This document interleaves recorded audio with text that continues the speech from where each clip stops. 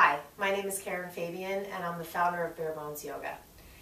I love yoga, but I also love running. I've run a couple marathons and a few half marathons, and I know from regular running you can get very, very tight unless you do yoga, so they work very well together.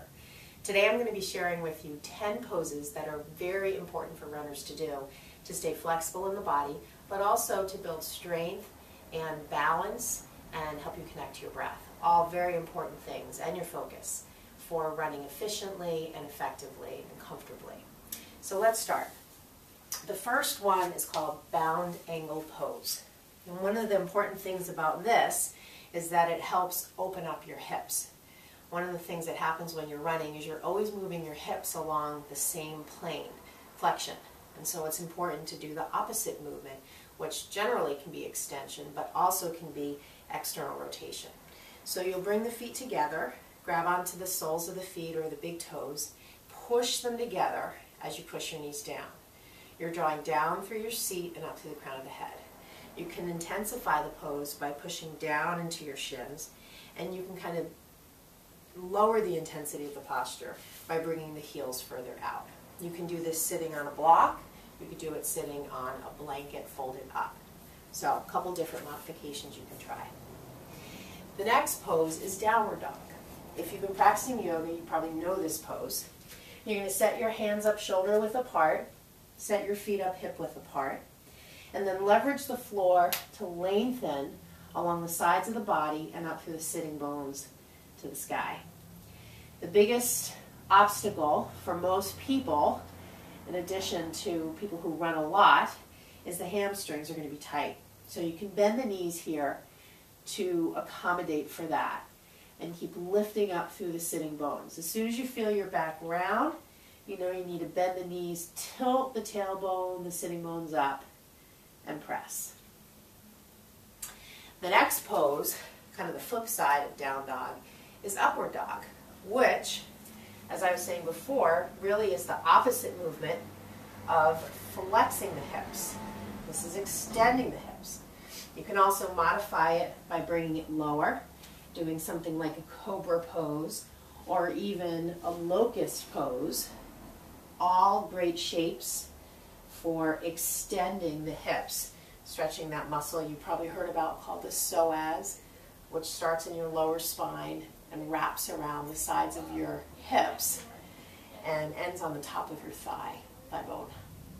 So as you build this posture, make sure your shoulders, especially if you're coming up into the full pose, are over the wrists, the feet are hip width, you're pressing down through the palms and through the tops of the feet. Really great stretch for the hips. The next posture to try, which is another good way to stretch the hips, is a standing lunge. And you can do this modified by taking the knee down, reaching the arms up, or you can intensify it by lifting the back heel and reaching the arms up to the sky. One of the really important things here is to make sure the hips are squared or centered, or at least moving in that direction. So you want to draw this hip back and bring this hip forward on this side, and then the opposite on the other side. You can take some different arm variations as well to help open up the chest and the shoulders. The next posture is a side straddle bed. I love this one because it's not only great for opening up the inner thighs, but it also strengthens the feet and stretches the bottoms of the feet, the plantar fascia, which can get really, really tight when you run a lot. So you'll bring your feet as wide as you can pretty much stand stable in. Lift the inner edges of the feet, turn the big toes in a little, and then drop the head down and lift the hips to the sky. Again, here too, the modification is to bend the knees. And you can take a number of different variations with the arms to create different shapes. You can even take a couple twists as well to get into the side of the body and add a little bit of a twisting effect. The next posture is tree. Tree is a wonderful standing balance that'll build strength in your feet and balance in your body, which you'll use when you're on the road. It also mimics, in many ways, the posture that you want to have when you are running. The shoulders over the hips, the hip points facing forward, your gaze forward, not down, your heart open. So this is a great posture to not only help you build balance in your physical body, but focus and connection in your mind and with your body. The next pose, really kind of two different ways to do this, is a great stretch for the hamstrings and the quads as we do it on both sides. So this is called half hero pose. So I'm using a block, which I'd highly recommend. If you don't have a block, you could use a thick book. On the long leg side, the hamstring's getting the stretch. On the short leg side, the quad is getting a stretch, as well as the foot, which is tucked under like an up dog foot. And you can take this posture with the modification, the knee bent, or the leg extended all the way, and you'll keep this front foot flexed as you fold. And again, as soon as you feel like you're rounding, you want to really extend over the front thigh so you can bend that forward knee to get flatter in the low back without pulling the hamstring. And you can also take this posture without a block. You just want to make sure you can stay pretty even. And you can take full hero pose if you like. It can be a little bit tight.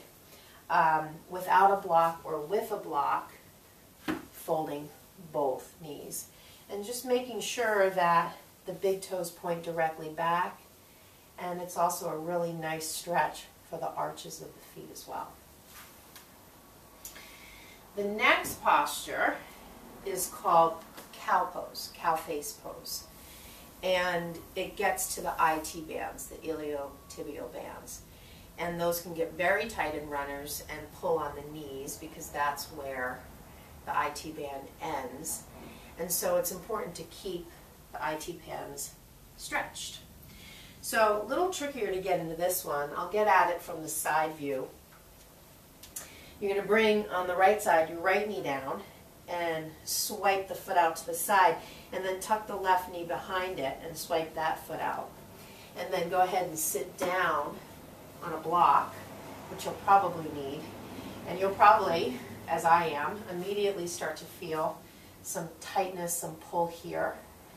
And sit up as tall as you can. You can take some arm variations. You can have the arms on the ground. You can take the arms into a bind behind you using a strap or just holding onto your shirt. And then you'd switch sides. You can take this without the block as well if you're pretty flexible in your IT bands. The next pose is Pigeon Pose. If you've been practicing yoga, you've probably done this pose a lot. You're going to bring the knee in line with the hip and the back leg straight behind you and then come down. The quality here is to center the body over the mat versus listing to one side or the other, and to make sure that the bent knee is in front of the hip. And then you can extend this or move this heel forward. Just be gentle though, because it is a bit tough on the knee to have the knee bent in this fashion. And then the last posture is legs up the wall. This is best to do against a wall, but even if you don't have a wall, you could use a block under the hips and then press the feet to the sky. Make sure the block is on the lower back, pressing against your sacrum, so it's flat to the flat of the block. And then just let your legs hang upside down. It's a great way to drain the blood.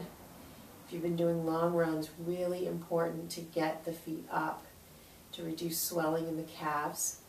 You're probably, if you're training for a half marathon or a marathon, doing long runs, sticking your legs in ice baths, which I know I did, and then doing this, which is a great way to restore your body from a recovery perspective post long run and certainly post race. So those are 10 things, 10 poses that runners need to do on a regular basis in order to stay flexible and strong in the body. If you have any questions, please send me an email. Please visit my website. I'd love for you to also join my mailing list so we can stay in touch. My website is barebonesyoga.com. Thank you for watching. Namaste.